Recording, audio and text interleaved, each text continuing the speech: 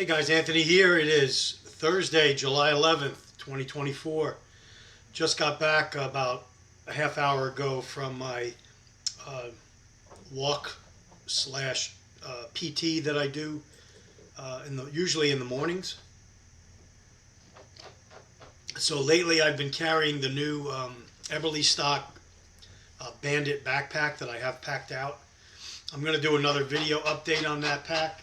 Hey, Teddy, can you be quiet? Charlotte? I don't know who that is, Charlotte or Teddy, making noises. So I have that bag packed out. I think it's about at about 25 pounds. I'll double check it. And I want to show you guys what I have in there for the daily walks that I do. So lately I've been doing about a 5K walk. This morning I did about that distance around the community where I live. And then there's some big hills off of the main road that I walk along on one leg of the circuit. Hey, you want to keep it down? Thank you. Little Miss Muffet right there. Stop making noises. So there's this big hill there. So today, on the last trip around, on the last trip around, I decided to do 5 hills, running up the hill as best I could, and then there's a big mattress store in this plaza at the top, and they've got this big, those big flags they put out, like to get customers to come in. So there's a big flag at the top of the hill that's waving. So each time I went up, I grabbed the flag, and then I ran down, and I did that 5 times, and then I finished the trek home. So it was a really good workout, and I strongly encourage everybody to. You don't have to go to the extreme of going out with a pack or whatever, but if you do have a slight pack on with some weight or even a weighted vest or something, when you go out without it, you're going to be in better condition. It'll be easier for you to do it. So if you did have to respond to an emergency or go somewhere on foot carrying a pack, it's not going to be a shock to your system, and you buckle down and you can't even go a mile. And so that's the goal, to be conditioned to always handle a little heavier, train a little heavier than what you think is going to happen, is what I'm trying to say. So I did that this morning. Feel pretty good. Came home, showered, and the purpose of this video is to talk about something that was sent to me via texting, and I told you guys that I do communicate back and forth with a group of people. Oh, before I do that, did everyone see the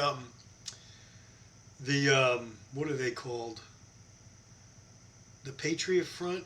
I think it's called the Patriot Front. The FBI guys that wear the khaki slacks, the same shirt with the masks on, carrying American flags, playing the bugle, and playing the drum and the trumpet or whatever else they're doing. Well, here they're coming out, or they came out. I'm sure you guys seen it. They come out with these U-Hauls, 27-foot moving trucks, and they file out, and they, supposedly they're Americans Against Tyranny or something like that. They're clearly a government-run group, more probably, FBI guys that are getting paid extra to do it. They get to all dress the same, hang out with each other afterwards, maybe go have a beer, shoot the breeze with everyone, meet all the guys they haven't seen in a while, and then incite more trouble within the country. So when they're not playing the bugle and the trumpets and coming out of U-Haul trucks, what the FBI does most of their time? You know how they got their name? Forever Bothering Italians. When they're not doing the little marches out of the trucks, they're bothering Italians all over the country. Forever Bothering Italians. Those of you that can read between the lines know what I'm talking about. God forbid they go after terrorists, people distributing fentanyl, child traffickers, all these people, dangerous gangs crossing the border that are killing and raping and pillaging. God forbid they go after them. No, they're more busy playing the trumpet, the bugle, playing the drums, walking around in khakis, and bothering Italians all over the country. So that's my take on that. So anyway, I get this text. Also enjoying some delicious Italian espresso this morning. Maybe that's what brought up the whole FBI thing. So I get a text, and it says, I'll show you the picture. So it sends this picture, and it's from whoever this guy is. And he sends the thing that says, keep your rifle by your side. And then Elon Musk supposedly says down here 100%. I don't know if you could see that. So right here, keep your rifle by your side. Then Elon Musk down here says 100%. And then right here, there's a picture of a girl, laying down with looks like she got a shamag on, and she's got a rifle, and she's laying in the weeds. And you can't see it here, but I'll read it. It's the quote from General Asoroku Yamamoto, Japanese admiral. And he says this, and you guys have probably heard this: you cannot invade mainland America. There would be a rifle behind every blade of grass. And I believe he said that during World War II. So when, I guess, they were planning on invading America. So at any rate, that's sent to me by the group, and I of course, commented on this, and I gave, what I think is a good comment, coming from me. And I'll read it to you. So I said the following. You guys can feel free to comment in the comment section. That quote by the Admiral needs to be updated, I said. It's back in the 40s? This was when Americans were more like-minded, I said. So Americans at that time, in the 40s, were more like-minded. You could read between the lines or whatever you want on that one. Before being invaded by possibly up to 50 million people that we don't know who they are. Many of them, most of them, illegal. Many of them, military-age men. Okay, so that's the dynamic that changed. That's one of the dynamics that changed since the Admiral made that quote. Before, pandemics would be used to kill and also imprison people and separate them from their guns. So basically what I was implying was things were brought along, plagues, pestilences, pandemics, whether natural or released, however you want to think they were. Therefore, reducing the population, sickening the population, and possibly, which was shown in the last pandemic, they did pick up people. I talked about it in another video. They did take people from their homes or lock them in their homes and then put them in detention facilities or camps or whatever you want to call them. Prisons, refugee camps, isolation centers, whatever fancy name you want to give them, that's what occurred. And coincidentally, in all 50 of our states, we have a lot of centers being built and are built, and many under construction still being built. And I don't think, therefore, the millions of illegals that have come here, because they're given expensive hotel rooms, they're given money for mortgages, loans for houses, money for apartments, so why would those be for them? So it can't possibly be for them. So who then are these facilities for? So that's what I'm getting at in my response to that email that was sent, or that text that was sent. So also I said, before invisible weapons and mind control. So invisible weapons, what am I talking about? You could read between the lines, I won't say, but there are things, think of like Wi-Fi, stuff like that, and what is out there, what frequencies are out there that can be adjusted and or aimed and or, do a little research on that one. But there's definitely weaponry that can cause a change without very much involvement of troops or anything like that. So invisible. On the populace, could be used on the populace.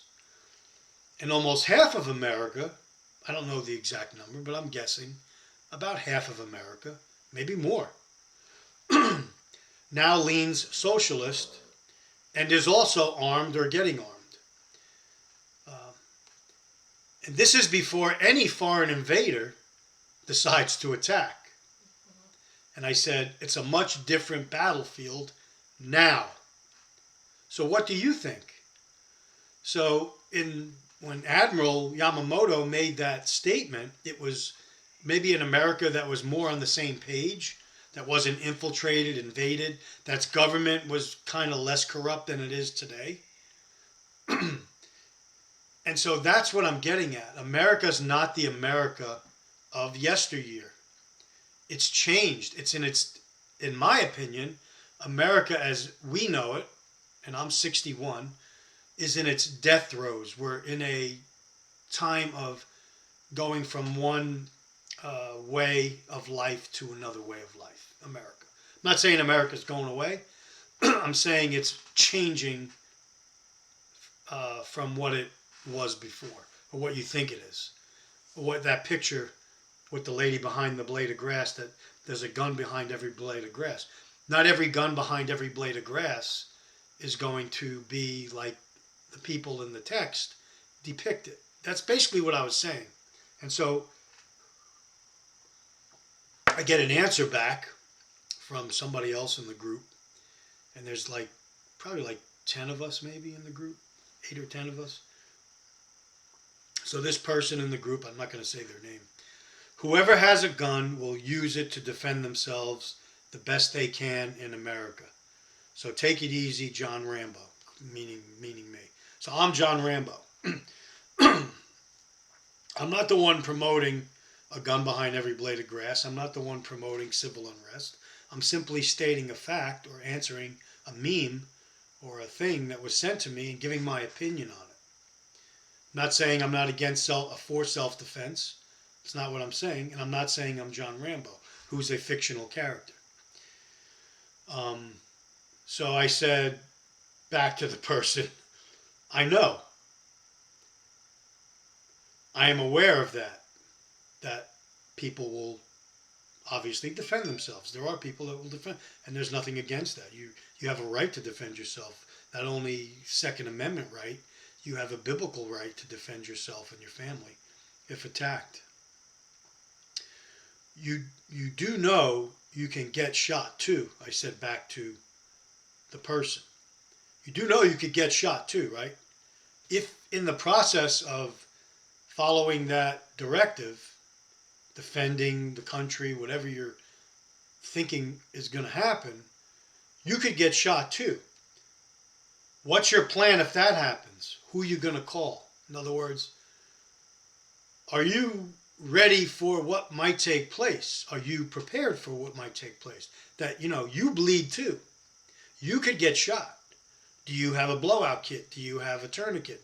Do you have things in place to sustain you if there's no hospital or doctor? A lot of people make comments and text and send funny memes, and they kind of discount. I just wanted somebody to address the topics that I brought up. Are they true or are they not true? Are they in process of happening or not in process of happening? That's what I'm getting at, okay? And so I said back, you think you're John Wick, right? In other words, John Wick, he kills like hundreds of people, but he always gets a scratch or a cut or whatever. Or if he does get shot, he's got someone to help him stop the bleeding and give him medical help. He's got a system in place to help him. So I said too many movies. So a lot of people today watch too many movies. They play too many video games where, they're devoid from reality. And that statement about America, a gun behind every blade of grass. Yes, there are a lot of weapons in America, but a lot of those weapons are in the hands of the wrong people, apparently. My opinion. And the closer we get to falling as a nation, the more those that are against America, if you will, American ideals, I'll just say that, may be getting their hands on weapons. So the like-mindedness is not going to be there, in my opinion. And I'm interested to know what you think about that. Okay? That's one of the videos I wanted to do today. I have some others planned, but that's one of them. Just wanted to address that. Okay? FBI, stop bothering Italians. Thank you. Anthony signing off. Take care. Stay ready.